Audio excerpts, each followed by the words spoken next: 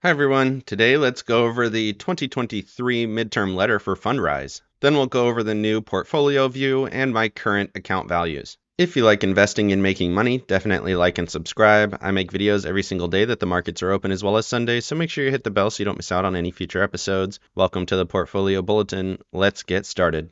Starting off with the letter here, they mention that they are focused on the long game. This is something that they have said throughout their letters. They continue to prioritize protecting the downside and optimizing for some opportunity to the upside. He mentions the fact that Jeremy Grantham talked about the dot-com bubble and refused to invest in it, and eventually was proven right when the Nasdaq fell 80% from those highs. And that's kind of what they're looking at here. With the stock market going higher, with the recession looming, at some point they think the stock market is going to fall and values will fall. But it's just taking a long time for that to happen. And we did actually talk about this a little bit on the Friday video with the potential recession coming in Q3 of 2024 in terms of the maximum slowdown rate based on the Fed interest rates. Which goes into their next point. They say that interest rates take a long time to affect the economy, and it has been the case for a while that the economy is still strong. We've seen pretty decent numbers across the board, earnings are still decent, and the interest rates are not slowing the economy as fast as was expected.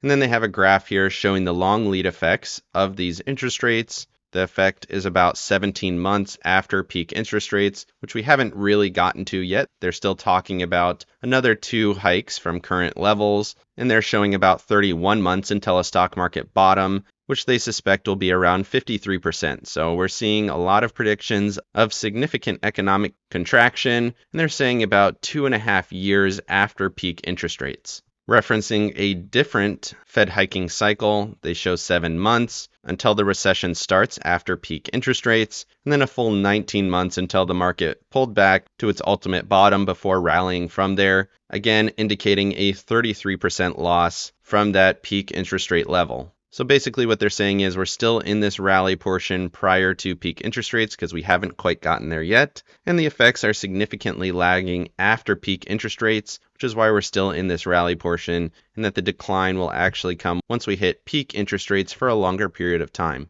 And then they show a chart of multiple hiking cycles, which ultimately had a 10-month average lag, 21 months to the market bottom, with an average decline of 43%.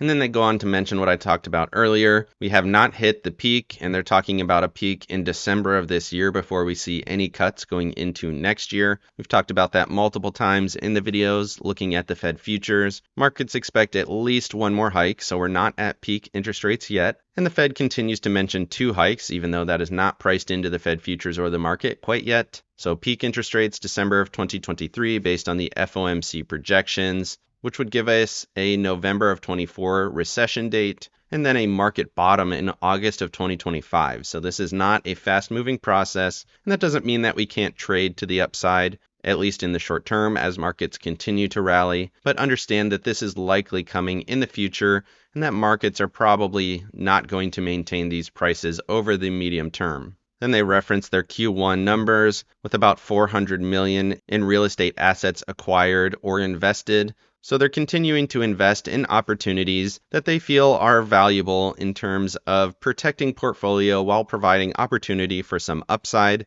once this ultimately comes to the conclusion that they mentioned earlier.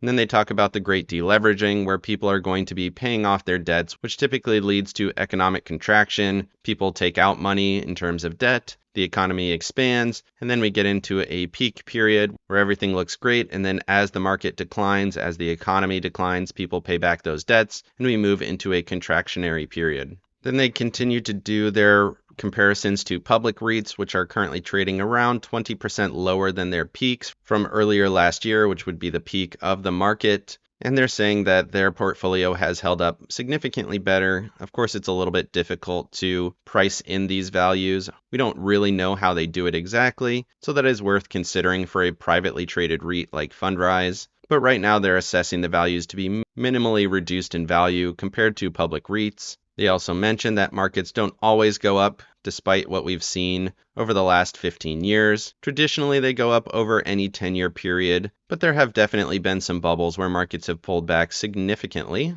such as the dot-com bubble. And if we see the recession like they talked about earlier, there's likely going to be a significant pullback from current prices as well. Overall, they say their bottom line is that there is significant potential risk to the downside and that it outweighs any near-term misses to the upside. So even if they get the soft landing and things turn out to be much better than expectations, they don't think the upside is worth all of the risk that we would be taking to the downside if we end up seeing the scenarios that were laid out previously. Moving over to my portfolio, you can see I'm at $65,500. I've received a little bit over $3,000 in dividends going back all the way to May of 2019. So I've been invested with them for a little bit more than 4 years now. I've contributed $56,000, so that gives me a net return of around $8,800. Some of that is in appreciation, and you can see how that's laid out here. The lower line is my contributions, and the upper line is current value. It is worth noting that the peak here was in May of this year, around $66,000, and they did account for some appreciation losses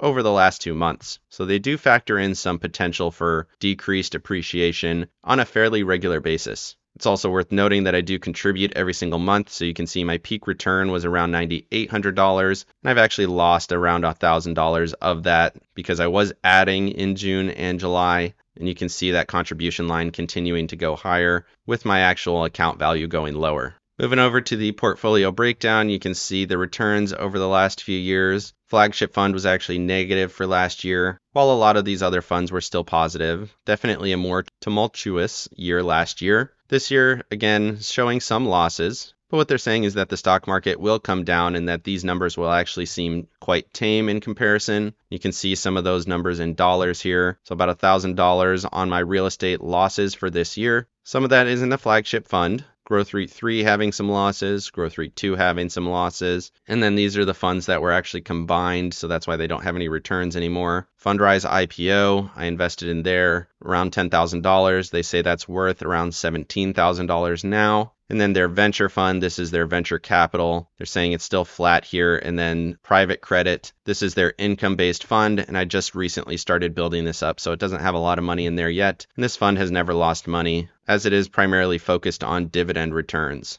I don't really like how this is laid out too much. You kind of have to go into these view buttons to see more details. I liked it on a more quarter-by-quarter basis, but overall it's not terrible if you're looking at this once in a while. Going a little bit deeper into real estate specifically, you can see how this is laid out. $48,200 in this, net contributions, $39,500. They break it down into individual assets. You can see how those are laid out, and you can actually view the individual assets. A little bit too much detail for this type of a video, but you can definitely look at that if you are a owner in Fundrise. Overall, though, you can see I'm in a custom plan. I used to be in the long-term growth portfolio, but I did want to buy a little bit more of that income fund. You can see my breakdown here. Vast majority is in real estate. 16% or so is in Fundrise shares, and then their private credit and venture fund. Overall, I've received a 7.4% annualized rate over the last 4 years. If you're not invested with Fundrise and you want to be, please use the link in the description, as it'll get each of us $50 in free shares if you use that link. Let me know down in the comment section what you think of their projections on the economy going into the next 20 to 30 months. Are we going to see that significant pullback in markets, or are we going to see a softer landing? Definitely like and subscribe if you got any value out of this video, and make sure you hit the bell so you don't miss out on any future episodes. Of course, none of this is financial advice. This is all for entertainment purposes. Good luck in your trading and have a great day.